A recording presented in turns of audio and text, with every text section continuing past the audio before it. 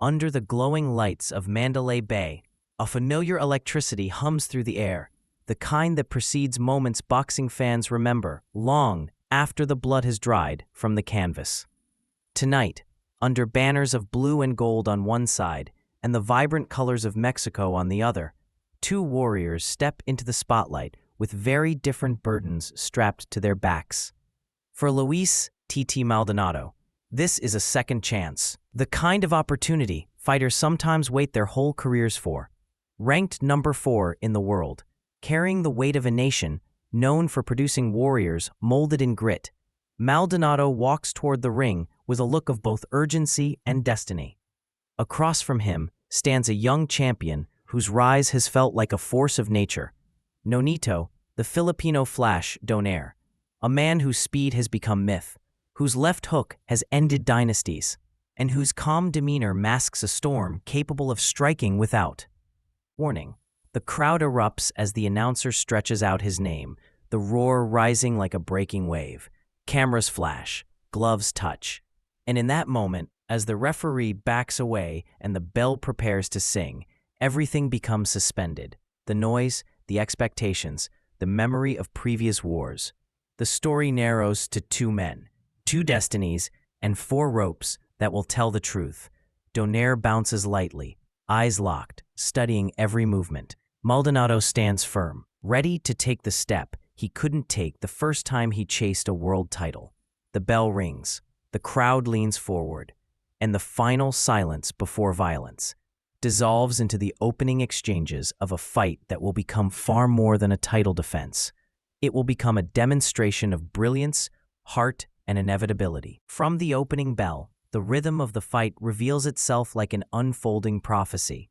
Donaire glides across the canvas with a confidence that borders on serene, his feet tracing a pattern Maldonado struggles to read.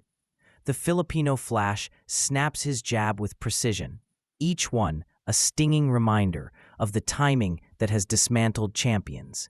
Maldonado tries to close the distance, stepping forward behind a high guard, but every commitment invites danger. Donaire answers with a left hook that cracks like a whip, the punch that once shocked the world when he dethroned Vic Darchinyan. Tonight, it finds its mark again. Maldonado absorbs it, his face tightening for a moment, but he presses on, determined not to be intimidated by the champion's speed. Still, Donaire is operating in another gear, anticipating the challenger's movements. Countering before Maldonado fully commits, a clean right hand slices across Maldonado's cheek, drawing first blood, a thin line that soon becomes a slow crimson leak. The commentators immediately note the danger. The sweat already pouring from Maldonado's brow only worsens the situation, turning every graze into a potential wound. Yet the Mexican challenger refuses to back down, throwing short hooks inside, trying to crowd Donaire, trying to make the ring smaller. But Donaire will not be cornered. He pivots, disappears from danger, and reappears with another jab, another right, another statement of superiority. As the round closes, the crowd senses the gap widening, one fighter adjusting, measuring, slicing, the other absorbing, enduring, hoping to weather the storm long enough to find an opening of his own. By the 3rd round, Maldonado is already caught in a war he did not intend to fight. The blood pouring from his face paints a grim portrait, streaking across his cheek and matting into his beard. Yet his resolve stands unbroken. He steps forward through the punishment, ignoring the sting in his eyes, the taste of copper in his mouth, rising concern echoing from his corner. Donaire recognizes the moment, the shift from tactical boxing into emotional territory, and presses harder. A sweeping right hand snaps Maldonado's head sideways, staggering him toward the ropes. The crowd gasps. For a split second, the challenger seems lost in a haze, legs unsteady, vision blurred, but instinct powers him forward. He fires back with whatever his body will allow.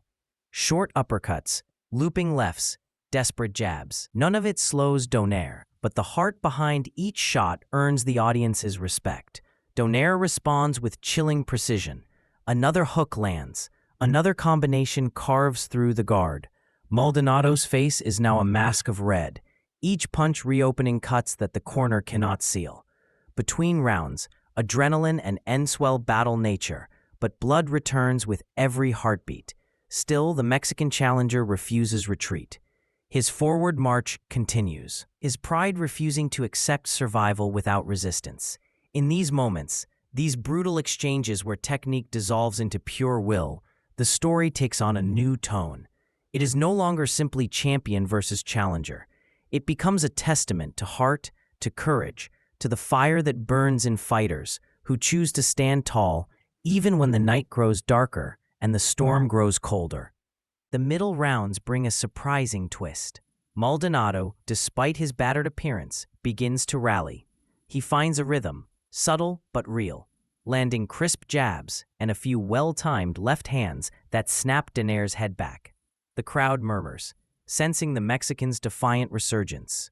Donaire, momentarily surprised, tightens his defense and returns to basics: movement, precision, timing. Yet Maldonado keeps coming. There is something almost heroic in his advance, a refusal to be defined by the blood covering his face. Each exchange grows more dangerous, more desperate. Maldonado lands a clean right hook, one of his best shots of the night, prompting the champion to reset his footing. For a fleeting moment, Donaire is backed up, absorbing pressure. But champions are measured not by how rarely they're hit, but by how quickly they adapt. Donaire adjusts like water changing forms, flowing, redirecting, countering. A sharp right hand pierces Maldonado's effort. A left hook follows. A body shot sinks deep, taking breath away. Then, in a late round exchange, Donaire lands a devastating combination: uppercut, hook, sweeping left. Maldonado collapses to the canvas, dropping to his knees as the crowd erupts. He rises quickly, too quickly some might argue, saved only by the bell. In his corner, the panic is palpable. The cuts refuse to close. The swelling grows. Maldonado breathes heavily, but his soul burns just as fiercely. The fight is slipping from his hands, but he is not ready to let go. As the 8th round begins, the ringside doctor leans in, examining the wreckage of Maldonado's face. The cuts, the swelling, the dangerous flow of blood. His corner asks, almost pleadingly, if he wants to continue. Maldonado nods, not with safety in mind, but with pride. He rises for what may be his last stand. The bell rings, and Donaire emerges with a cold, clinical calm. The champion knows what must be done. He fires a clean right hand that stiffens Maldonado's legs. Then a left hook, then another. Maldonado stumbles but refuses to fall. It becomes uncomfortable, the kind of bravery that shifts into tragedy if allowed to continue too long. Donaire unleashes a barrage. Right hand, body shot, hook, uppercut, another body shot. Each punch lands with painful clarity. The challenger remains upright through sheer will, but he is no longer defending himself. That is the moment the referee steps in, wrapping his arms around Maldonado, pushing Donaire away, saving a warrior from himself. The fight ends at 1:16 of round 8. The crowd erupts as Nonito Donaire, brilliant, composed, and electrifying, retains his IBF and IBO flyweight titles with a dominant TKO victory. Maldonado, drenched in blood but never lacking heart, is embraced by his team. Meanwhile, Donaire raises his gloves as the announcer declares him still the champion of the world. It is more than a victory, it is a statement, a declaration, and another chapter in the rise of a man destined to become one of boxing's modern legends.